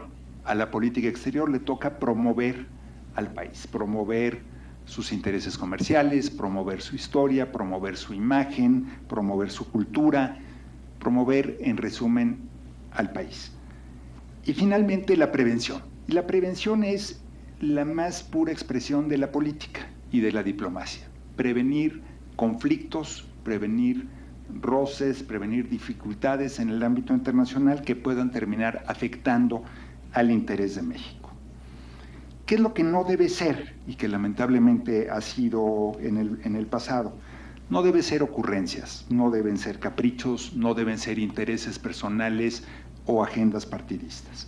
La política exterior tiene que defender, lo dije ya, el interés nacional, pero tiene también que adaptarse a los tiempos. Jorge Chavat habló muy elocuente y claramente de cómo la política exterior defensiva de México, que muchos pueden criticar hoy, pero creo que en su momento, coincido con Jorge, sirvió muy bien al propósito para el que estaba diseñada, que era, por un lado, evitar la intromisión en asuntos internos para un régimen que tenía muchas cosas que no quería presumir en el ámbito externo. También en el tema de la no intervención, no solamente creo que la no intervención fuera para efectos de ocultar o maquillar las partes no democráticas del régimen. Aquí complementaría yo lo que dijo Jorge. Creo que también hay que ver la historia de México y un país vecino de una superpotencia expansiva e invasora tiene, cuando no es una potencia militar, tiene como único recurso el derecho internacional. Entonces, este llamado permanente al derecho internacional, al no uso de la fuerza en la solución de los conflictos, a la no intervención, también trae como herencia lo que ha sido la difícil y complicada vecindad con Estados Unidos. Sé que ya aquí se citó a Porfirio Díaz y la famosa frase aquella no la voy a repetir, pero hablando de cómo la política exterior tiene que adaptarse, les cito una anécdota. Yo fui, además de diplomático en algún momento de la vida, no de carrera, soy de los diplomáticos a la carrera, que así nos llaman en la Cancillería. Fui hijo también de 2 diplomáticos a la carrera. Y mi madre, que fue embajadora de México en Israel, alguna vez le contó la anécdota a un político israelí de la frase que le atribuyen a Porfirio Díaz, la de pobre de México, tan lejos de Dios y tan cerca de los Estados Unidos. Y fíjese, esto fue en los años 70. El israelí dijo, no, embajadora, creo que lo ven mal. Nosotros aquí en Israel decimos al revés, decimos pobre de Israel, tan cerca de Dios y tan lejos de los Estados Unidos. Así que, si nuestra vecindad la hemos entendido mal durante tanto tiempo, más como una amenaza que como una oportunidad, de la misma manera nuestra política exterior se tiene que ir transformando y se tiene que ir adecuando a los tiempos modernos. ¿Qué quiere decir eso? Tener un papel más activo en el escenario internacional, entrarle a los retos no solo de los organismos multilaterales, donde creo que México tiene bastante que presumir a lo largo de su historia, que incluso nos ha ganado un premio Nobel por ahí en todo el tema del desarme nuclear. Creo que dice mucho acerca de mi edad que sea yo el único que en esta mesa recuerde a Alfonso García Robles, pero bueno, pero tiene que ser también una política que nos meta de lleno a los foros en los que ya estamos actuando. A ver, si somos miembros activos de la ONU, ¿por qué este temor permanente a formar parte del Consejo de Seguridad? Ha sido un debate muy largo. Al presidente Fox le tocó ejercer ese periodo como presidente, pero fue fruto del trabajo hecho en los años del gobierno del presidente Zedillo. Al presidente Calderón le tocó, sí, tomar la decisión y operarla de ser miembros nuevamente del Consejo de Seguridad, pero la candidatura reciente, por ejemplo, para que Emilio Rabasa sea secretario general de la OEA, la decisión de participar activamente en organizaciones de mantenimiento de paz, que era un absurdo. México pagaba con sus cuotas, porque México es de los más cumplidores en la ONU en términos del pago de cuotas. No veo a ningún representante de la Embajada de Estados Unidos aquí, así que no temo un jitomatazo, pero bueno, somos, con todo respeto para nuestros amigos estadounidenses, que son muy buenos pagadores en todo, menos en la ONU, México paga, y paga mucho, y no ocupa el espacio y el lugar que le corresponde. Creo, con todo respeto para quienes han dicho otra cosa, creo que es un debate un poco falso el de los cascos azules. Al final del día, México va a estar mucho más metido en temas de ayuda humanitaria, de asistencia jurídica, institucional, que en temas de mantenimiento de la paz propiamente. Es decir, yo me imagino, y por lo que he platicado con diplomáticos mexicanos, me imagino mucho más a México participando activamente en temas de la reconstrucción, no solamente de la emergencia permanente que vive Haití, sino de la reconstrucción institucional de Haití, por ejemplo, o en otros lugares del Caribe o en Centroamérica, que, por ejemplo, en Irak o Siria. No veo eso sucediendo, así que no creo que nos debamos ocupar demasiado de eso. Tal vez, en todo caso, sí le propuse ya al canciller Meade que organice un cuerpo de cascos azules para defender la paz mental en algunos lugares en México. Creo que ese es un reto un poco mayor. Bueno, se ha hecho aquí un buen recuento, lo hizo particularmente bien Mariana, pero varios han hecho aquí un recuento de capítulos destacados de la política exterior. Jorge también, en una visión mucho más crítica, habló, por ejemplo, de la reforma migratoria, que yo consideraría en términos de lo que los economistas, para que vea, senador, que ya me contagió usted un poco la vocación economista o econométrica, lo que los economistas llaman el retorno sobre la inversión, probablemente la peor apuesta y la peor inversión que ha hecho México en los últimos 15 años ha sido apostar de la manera que se ha hecho al tema de la reforma migratoria. Porque la reforma migratoria no es un asunto que dependa de nosotros. Bien dijo Jorge, para empezar deberíamos asumir, quiero citar aquí a un ex colega de ustedes, asumir como hombrecitos, diría mi amigo Santiago Krill, que el tema de la migración es un problema nuestro, generado por nosotros. Obviamente nos toca defender los intereses de nuestros paisanos, obviamente nos toca abogar porque no se violen sus derechos laborales, no se violen sus derechos humanos. Haríamos bien también en fijarnos en cómo tratamos nosotros a los migrantes que pasan por México, porque vaya que si ella aplica eso de farol de la calle, oscuridad de la casa, México, la verdad, y creo que ninguno de nosotros tenemos cara para salir a criticar la manera en que tratan a nuestros paisanos en Estados Unidos, viendo lo que permitimos que suceda con los migrantes, principalmente centroamericanos, que atraviesan México en esa ruta. Pero independientemente de eso, el tema de la reforma estuvo mal enfocado desde un principio. Dios santo, me falta todavía la mitad de mi intervención y me queda un minuto. Voy a tener que apretar. Muchas gracias. Bueno, no tienen plan para comer, ¿verdad? Creo que estuvo mal enfocado desde un principio y nos generó un enorme desgaste en la relación con Estados Unidos. Hay otros capítulos, Cuba, en donde yo siento que cometimos un error estratégico, no porque esté mal defender los derechos humanos o la democracia, sino porque Cuba finalmente es un vecino de México y creo que a todo país le conviene tener una relación fluida con sus vecinos, además de que históricamente México se benefició de su papel como puente hacia Cuba. Al final del día éramos mucho más relevantes para Washington siendo interlocutores de Cuba que siendo enemigos de Cuba. Y si Jorge Castañeda dijo que teníamos que escoger entre melón o sandía, gracias Ana Paula por recordarnos esa cita, pues yo diría que la política exterior no es un puesto de jugos o de frutas. La política exterior es finalmente ver cómo hacemos para ser más influyentes y más eficaces. No quiero dejar de mencionar, ya hablaron de otros casos críticos como Venezuela, China o Francia, pero no quiero dejar de mencionar una parte que sí es botón de orgullo, que es toda la tradición hoy perdida o en el olvido de asilo que ofreció México durante tanto tiempo y dos capítulos particularmente honrosos que además chocaron con esta tradición de la no intervención y chocaron creo que de manera muy afortunada y qué bueno, que fueron las decisiones que tomaron los gobiernos mexicanos después del golpe de Estado en Chile y en Argentina en los años 70, en donde no solo ayudamos, y por supuesto en la Guerra Civil Española, pero eso digamos es una parte que ya era histórica, no solamente ayudamos a salvar a miles y miles y miles de personas, sino que también consolidamos a México como lo que era en ese momento un punto aspiracional de destino para los refugiados en el mundo.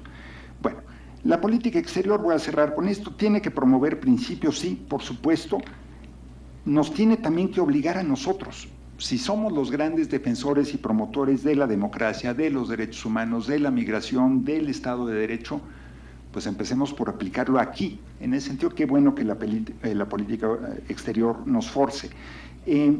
Pero pensemos sobre todo en qué queremos hacer. ¿Queremos ser un actor más relevante, más influyente en nuestra región y en el mundo? ¿Queremos ser la potencia media que nos corresponde ser?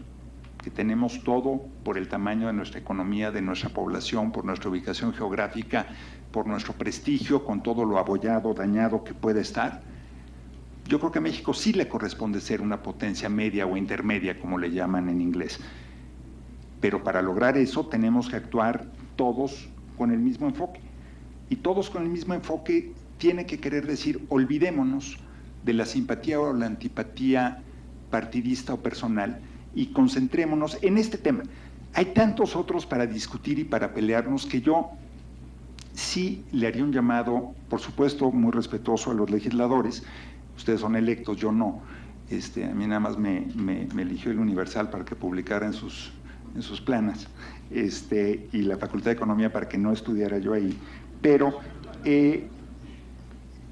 hay 1000 otros temas en los que podemos debatir, estar en desacuerdo, pelearnos, y es muy válido y qué bueno que sea así.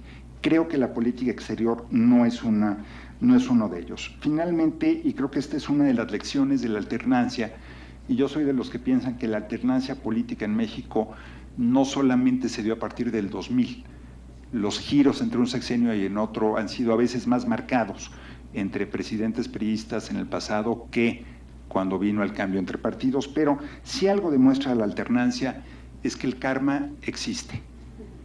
Y todo lo que uno haga, deje de hacer, critique, deje de criticar cuando es gobierno o cuando es oposición, tarde o temprano va a venir a jalarnos un día o una noche los pies en la cama.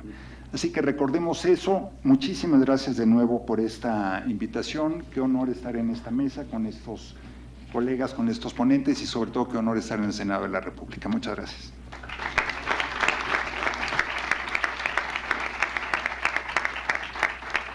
Gracias, Gabriel. Está con nosotros también la senadora Laura Rojas, presidenta de la Comisión de Relaciones Exteriores ante Organismos Internacionales. Gracias por estar aquí con nosotros. Y vamos a tener la oportunidad rápidamente de contestar 2 preguntas del público. Una la hará Ana Paula Ordorica y otra Zoé Robledo. Sí, sí. A ver, esta pregunta la hace Andrés Gutiérrez Castellá, de la Universidad del Valle de México San Rafael, y se cree que la doctrina de la no intervención debería ser reemplazada a una de intervención para ser más activos y claros en nuestra postura. Bueno, me parece que de alguna manera todos han hablado un poco de lo que tiene que ver este cambio en la doctrina Estrada de no intervengo en los asuntos de los demás países para que los demás países no intervengan en los nuestros, que estuvo vigente a lo largo del régimen priista, antes de la alternancia, y después cuando llega Vicente Fox a la presidencia, justamente es Jorge Castañeda el que dice, bueno, pues ya somos un país democrático, podemos dejar esta doctrina Estrada atrás. Creo que no ha habido una definición clara de lo que significa intervenir o no intervenir. Me parece que ya no debe sostenerse esta postura de no intervención, pero tampoco significa ello intervenir en todos los asuntos que ocurren a nivel internacional, como si fuésemos lo que a veces se le pide a Estados Unidos, o lo que casi siempre se le pide, que sea la policía del mundo. No tenemos ni el tamaño y no creo que nos convenga. Creo que debemos intervenir, pero con una estrategia en mente cada vez, o tomar esta decisión, pues a veces vale la pena. El tema de Crimea, por ejemplo, esta anexión que hizo Rusia de la península de Crimea, pues me parece que es un tema mucho más en el ámbito estadounidense. México evidentemente no tiene por qué avalar la anexión de un territorio, pero sí es un problema pues interno de cómo se configuraron las fronteras en lo que quedó de la antigua República Soviética. Y entonces México, pues en ese sentido, sacó un boletín, y me parece que a veces un boletín es suficiente para fijar una postura. En otras ocasiones, por ejemplo, y mencionaba a la senadora Mariana Gómez del Campo las violaciones a derechos humanos en Venezuela, pues creo que si México ha pugnado mucho por tener un organismo internacional de derechos humanos como el que ya existe en el marco de la ONU, y un país tan cercano como Venezuela justamente está llevando a cabo este tipo de violaciones, pues habría que tener una postura mucho más enérgica que un boletín. Entonces, en ese sentido, creo que dejar la doctrina Estrada atrás me parece pertinente, pero esto no significa intervenir en todo lo que ocurre en el mundo, sino intervenir con una estrategia. Muchas gracias. Me hicieron dos preguntas aquí muy particulares y seré muy breve para intentar contestar las dos, no sin antes apoyar lo dicho al final de su intervención por Gabriel Guerra, de que lo que uno critica como oposición, pues es lo que se enfrentará cuando se es gobierno. Ojalá que sea un pronóstico o una aspiración tuya respecto al partido que yo represento, y si es así, pues bienvenido. A ver, una pregunta aquí muy concreta que me hace Natalia Arriaga de la Comisión de Defensa Nacional del Senado. O sea, ¿qué tipo de regulación internacional se refiere que deben sujetarse las Fuerzas Armadas para su envío a las operaciones para el mantenimiento de paz de la ONU? Yo lo que me refiero, y me referí el día de ayer en el Pleno, es que hay que revisar que desde el 48, en las 69 misiones de paz que han existido, han muerto 3.263 personas. Las 16 operaciones de mantenimiento de paz que están vigentes el día de hoy, efectivamente, como decía Gabriel, con la salvedad de Haití, que hay un trabajo de reconstrucción posterior al sismo que sufrió aquel país, pues sí se están llevando a cabo en países con situaciones de violencia, de conflicto, que requieren que nuestras tropas o quienes vayan a ir a esas misiones de paz, pues estén protegidos. Solo apenas el viernes pasado, en Mali, emboscaron a cascos azules y murieron 9 cascos azules. Entonces, ¿en qué para un ejército mexicano que está poco acostumbrado a este tipo de escenarios, o que quizá no tiene esa capacitación, no lo sé, pues habría que revisar en qué condiciones se les envía? Si son para temas de reconstrucción, sin duda han demostrado con suficiencia su capacidad. Si es para temas de mantenimiento de la paz, muchos rincones del país son el mejor ejemplo de que nuestras instituciones no han logrado mantener la paz. Y en segundo lugar, porque tiene que ver mucho con este tema que hace César Manzano de la Facultad de Ciencias Políticas y Sociales de la UNAM. Dice: durante años el principio de no intervención ha servido a México como un escudo para protegerse de críticas externas en signo de reciprocidad, ya lo comentaban aquí. Según usted, si México se posiciona en asuntos de otros países, ¿estaría de acuerdo en que otros países tomen posturas sobre asuntos internos de México? Sin duda es un tema muy interesante. Solo diría una cosa: ayer la portavoz del Departamento de Estado, Jen Psaki, se pronunció respecto a Ayotzinapa. Yo creo que la diplomacia debe de servir efectivamente, como dice Ana María Salazar, para que los nacionales vivan mejor, para que los ciudadanos tengan un horizonte de prosperidad. Si para eso debe de haber una opinión de México hacia el mundo, reconociendo que entonces seremos objeto de señalamientos cuando hay violaciones de derechos humanos en nuestro país, yo creo que sí. El artículo 33 es muy específico respecto a las opiniones de los extranjeros, pero los extranjeros lo entiendo como quienes están habitando en nuestro país.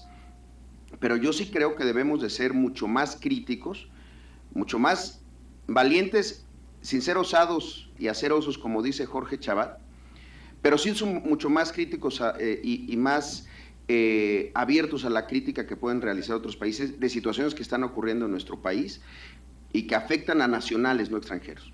Yo en ese sentido creo que tengo una opinión un poco más abierta y menos cercana a lo que podría ser de algunos compañeros de mi partido respecto a que jamás debe de haber un pronunciamiento en asuntos internos de otros países. Si esto es con el objeto de que se resuelvan temas que tienen que ver con mexicanos, no veo por qué no. Gracias. Gracias, senador Robledo.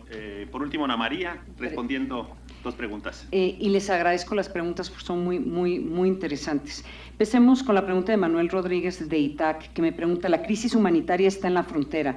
Solo en Tijuana se reciben 120,000 deportados por año, al menos 8,000 de ellos son miembros de pandillas. ¿Cuál es la posición de México ante la crisis humanitaria y de seguridad de las poblaciones fronterizas? Los que venimos de la frontera y los senadores que están aquí no me van a dejar mentir. La posición del gobierno de México en términos públicos, no estoy hablando de la agenda pragmática, es que no existe esta crisis en la frontera.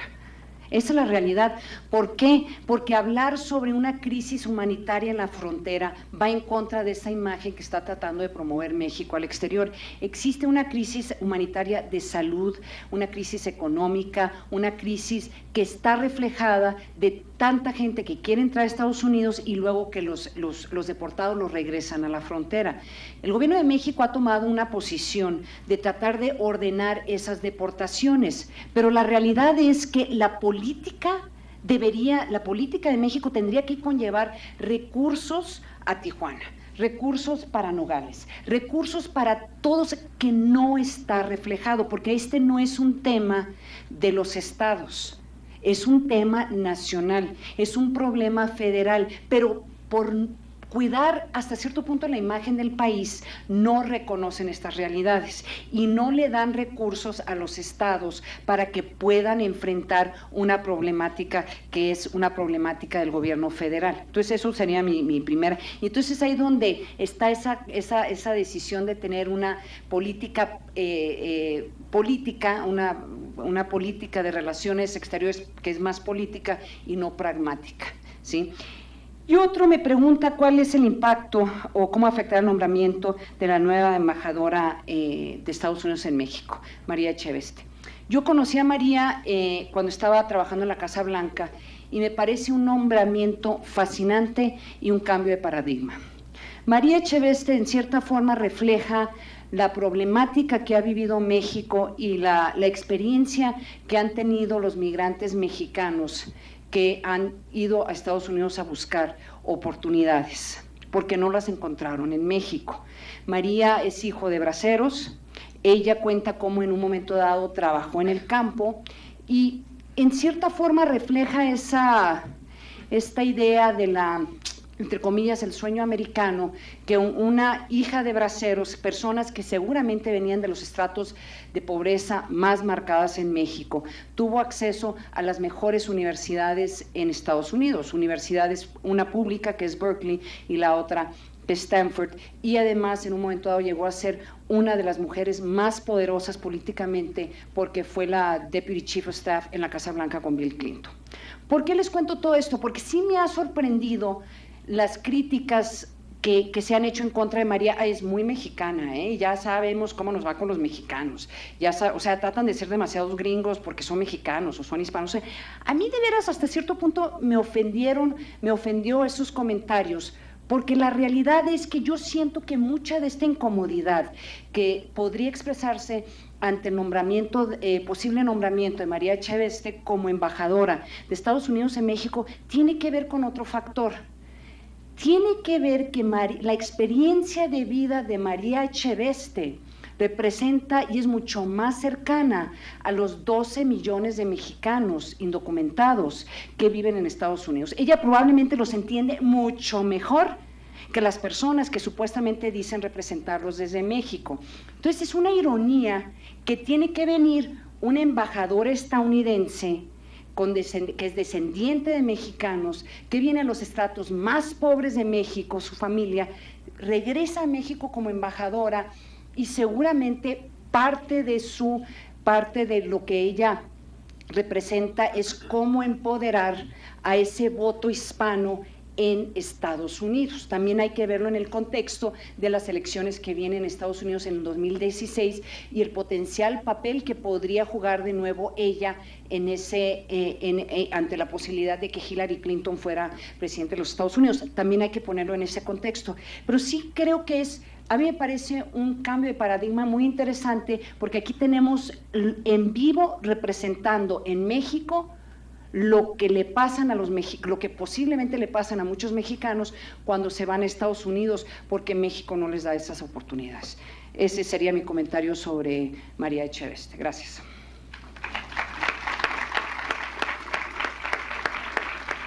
Pues, muchas gracias a todas las y los panelistas por estas reflexiones tan interesantes, estos consejos. Yo quisiera, pues, como punto final, decirles que retomamos esta propuesta, este consejo de consensar una política de relaciones exteriores, una política de Estado, que vaya mucho más allá de los gobiernos en turno y que permita tener un plan de largo plazo claro para todas nuestras acciones referidas al mundo. Yo quiero también agradecer a don Víctor Hermosillo por esta oportunidad, por este magnífico espacio de reflexión, y pues agradecer a todos los panelistas su participación. Gracias. Muchas gracias. Agradecemos al senador. Es así como